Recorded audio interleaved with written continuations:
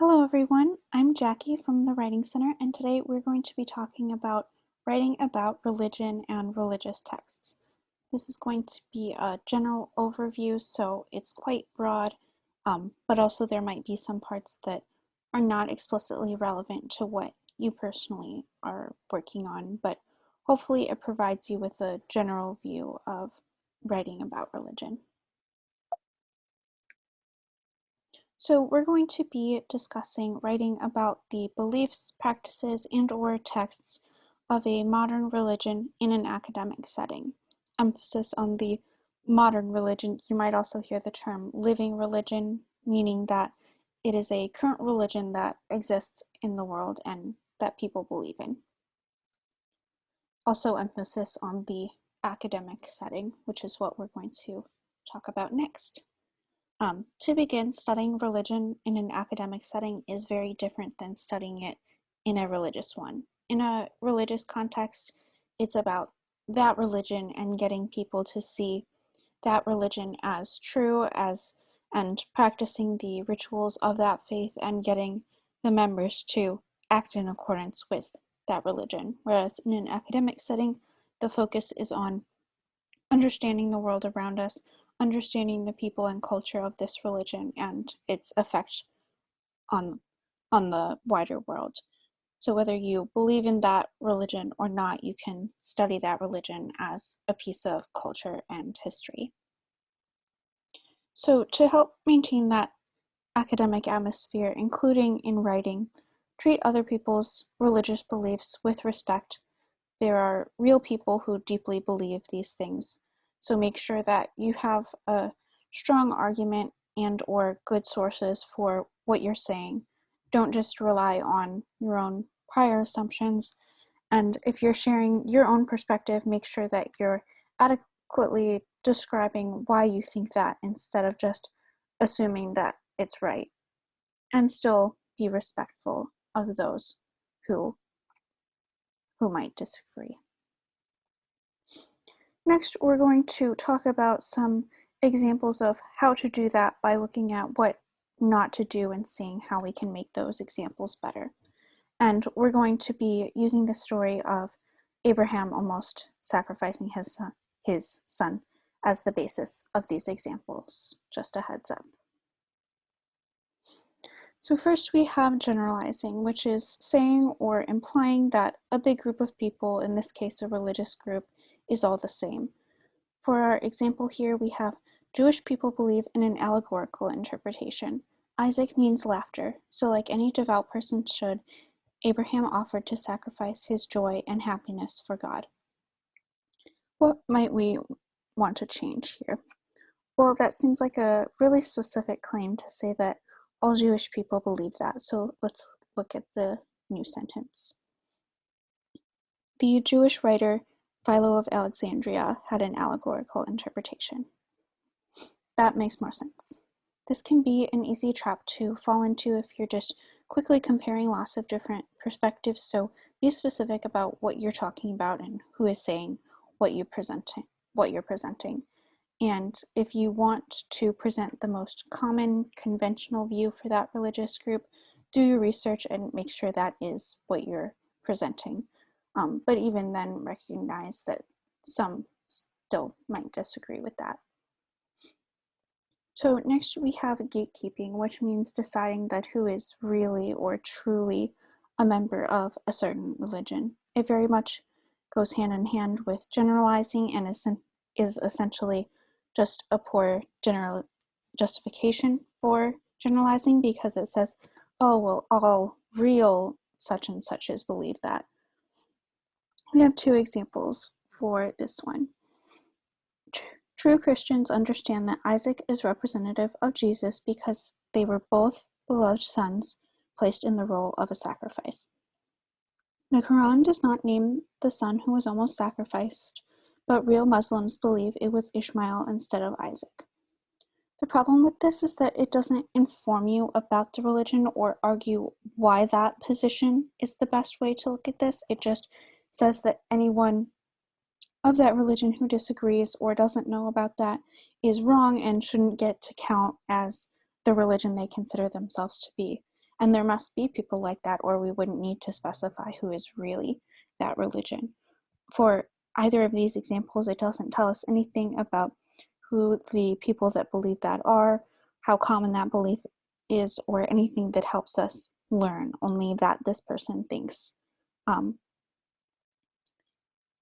that they should get to decide who counts as true Christians or true Muslims. So for the new sentences, we have many Christian interpretations and most Muslims.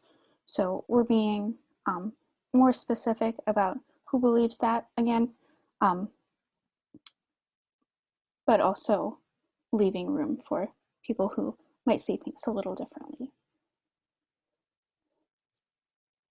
So this next example, which we've called disparagement, is very similar to the last one, but instead of saying real fill in the blanks believe this and implying that those who don't are wrong, it's saying that certain religious beliefs are wrong and objectively false.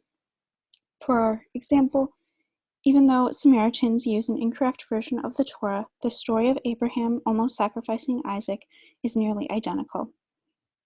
Here we have certain religious beliefs and scriptures being called incorrect and condemning instead of trying to learn and understand. For a change, we instead have a different version of the Torah than Jews and Christians. We're not here to attack and say that it's wrong. We're here to learn about, in this case, about the differences. So next we have language of another religion, which is about using the terms from one religion to describe another religion where they don't apply. For example, we have Eid al-Adha, I probably mispronounced that, sorry.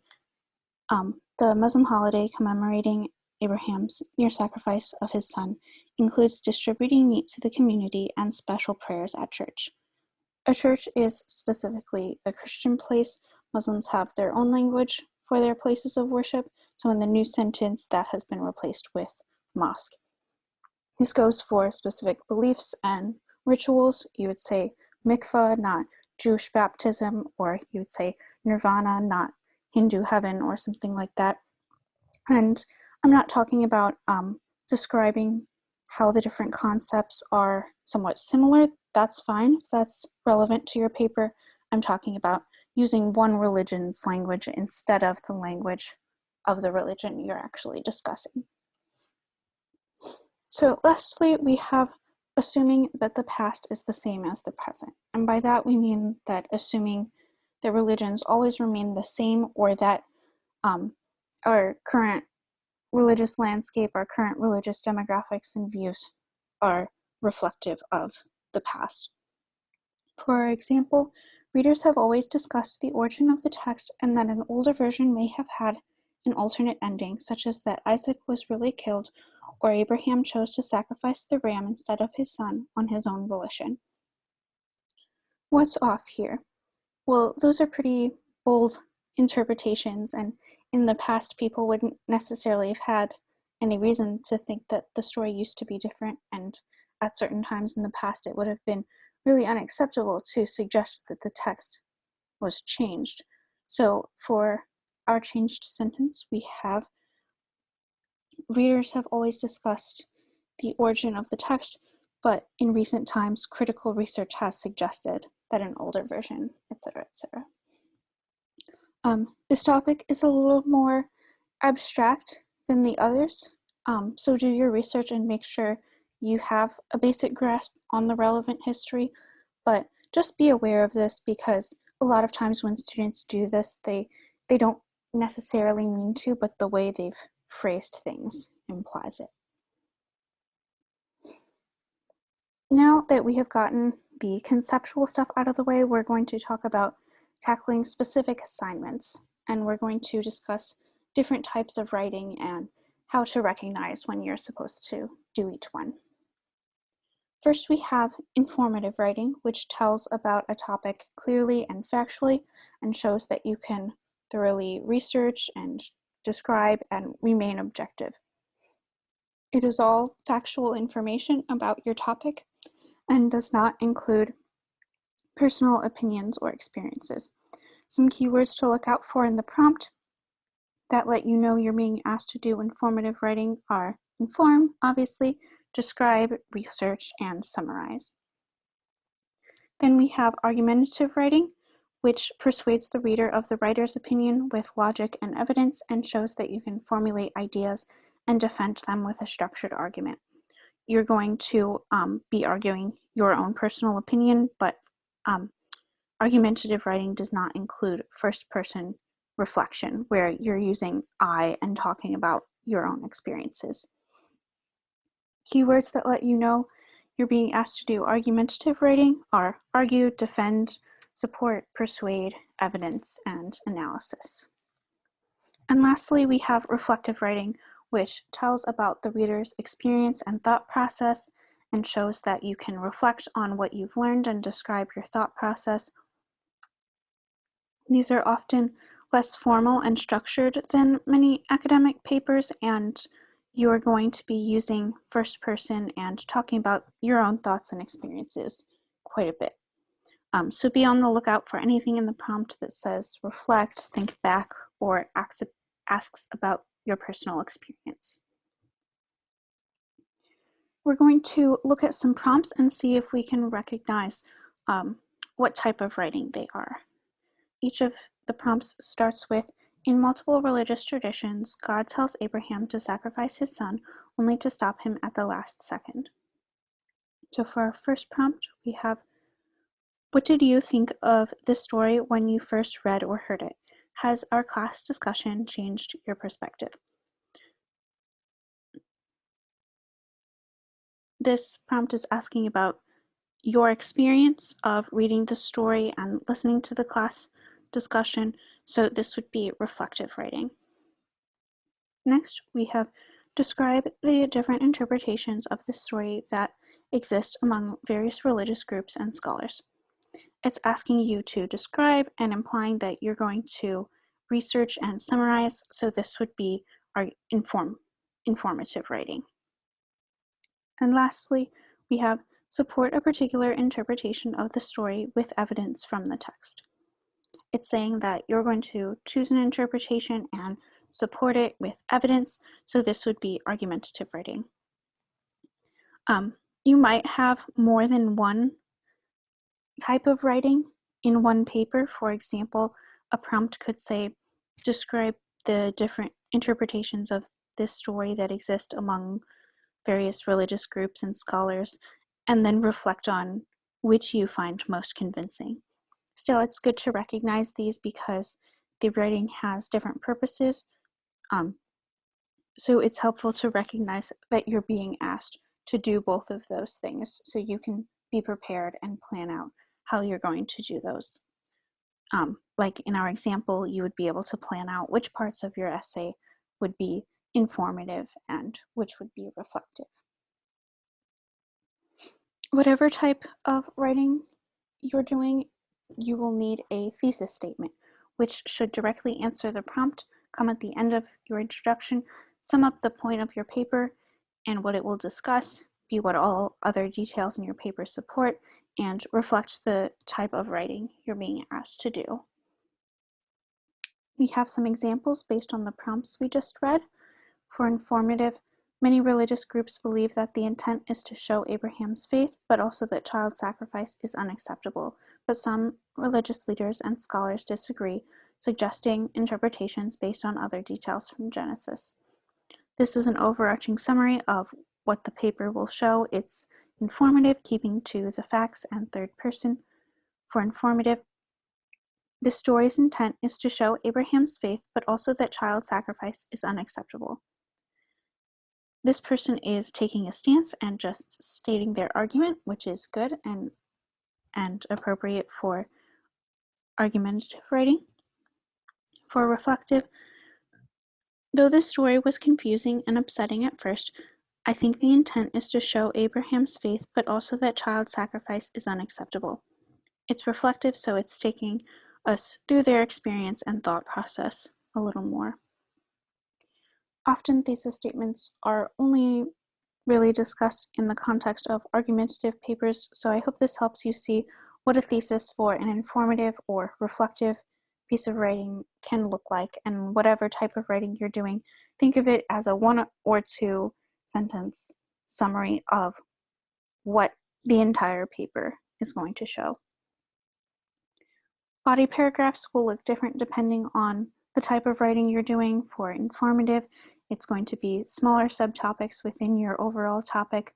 Argumentative will be different reasons to accept your thesis, and reflective will be different parts of your thought process or reasons for your conclusion. And all will need to demonstrate the thesis and have a point to them and have evidence that demonstrates your ideas. So next, we're going to talk about how to find that evidence, which is where sources come in. First, there are neutral academic sources. That would be like your textbook, for example. These are written with scholarly and educational goals, and these are useful for hearing an independent account, and it's probably going to be described for outsiders to understand, which will be helpful if this isn't your religion. But make sure that it is a reliable source that has a reason to be commenting on this religion and a reason to think that they know what they're talking about. Then there are sources written from a particular religious perspective. These are written with religious goals, and be aware that you can still find these in academic institutions like the Carthage Library. So if that's what you're looking for, great. If not, make sure that you're getting a neutral third-party source if that is what you're looking for and what you want. But sources written from a particular religious perspective are useful for hearing a first-hand account of what members of that religion believe, but recognize that you're reading one perspective that is based in religious faith. And just a quick word about online sources. Use scholarly search engines or clearly established institutions. And what counts as a clearly established institution depends on your professor and how formal the assignment is. But for example, the website of the official website of the Episcopal Church is probably a good source for what the Episcopal Church believes and promotes, but somebody's blog is probably not. Be wary of anything that contradicts the principles we discussed, like avoiding generalizing and gatekeeping and things like that. Be wary of anything that contradicts the beliefs of the religion you've learned in class or know from other educational settings. If it contradicts what you know, it might not be baseless. It might be a minority belief within that religion or a result of synchronizing that religion with another or something like that. But that should perk up your ears that you're looking at something to be careful with here. But especially though, be very wary of anything that has an attacking or mean-spirited tone. Again, we're all here to learn, and so if you're coming across something that seems like its main purpose is to attack, that's probably something you want to avoid. This is the link to the Carthage Library's religion research page. Please feel free to take a picture of this slide if you want. Right at the top of this page, the web page where the link takes you, there is a search box where you can find reliable sources that you have access to through Carthage. It also has many links to online resources that might be helpful for a religion project. And if you look on the left side of that page, you can book an appointment with the librarian for the religion department. And she can help you learn to find things in the Carthage Library, identify reliable sources, and identify the perspective of the sources you're looking at and things like that. And that is a really great resource, so don't pass that up if you think that could be helpful to you. And lastly, if you are confused or don't know if a certain viewpoint is a fact, a common religious belief, one interpretation, or something else, if a source is reliable and appropriate to the assignment, if a word or phrase is a general term or specific to certain religions, or anything else that you don't know and not knowing is preventing you from completing your assignment, please ask your professor.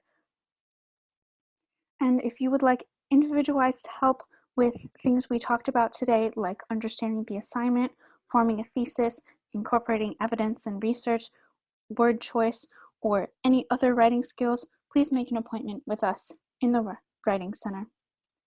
Thank you for listening.